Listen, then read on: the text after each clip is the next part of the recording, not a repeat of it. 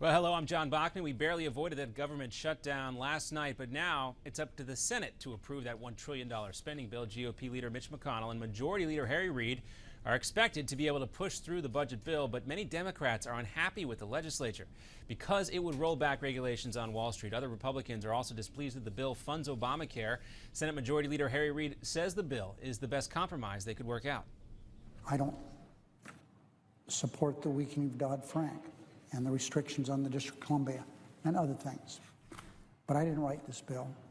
Senate Democrats didn't write this bill alone. It's a compromise. That's what legislation is all about.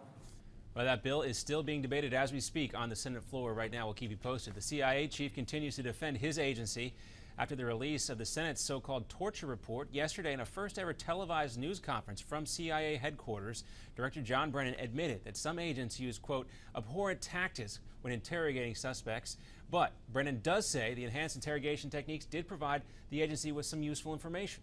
There was useful intelligence, very useful, valuable intelligence that was obtained from individuals who had been at some point subjected to EITs. Whether that could have been obtained without the use of those EITs is something, again, that is unknowable. Of course, Steve Malzberg talked with one of the authors of the CIA's guidelines on enhanced interrogation techniques yesterday here on Newsmax TV. John Wu slamming the Senate's report, too. He says it's biased, partisan, and that the committee never interviewed anyone involved with the actual interrogations.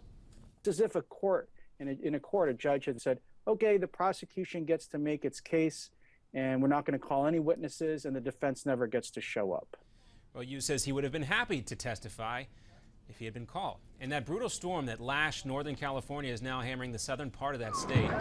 There are mudslides in Ventura County and flash flooding in Los Angeles. That was actually in Washington State. High winds and drenching rain left tens of thousands of people without power, pummeling the area around San Francisco as well. Some areas were flooded out, others had to be evacuated, and as you see here in the higher elevations, blizzard conditions took over. Israel's prime minister may be in for a tough election. New polls say Benjamin Netanyahu is still the front runner after he called new elections last week, but they also show his support slipping and traditional supporters now challenging him. And in Boston, a work crew discovers a time capsule hidden in the cornerstone of the Massachusetts State House. The Boston Globe says the time capsule was buried back in 1795. It was first placed in the building by Paul Revere and then Governor Sam Adams. The contents of the cigar-sized box will be revealed sometime next week.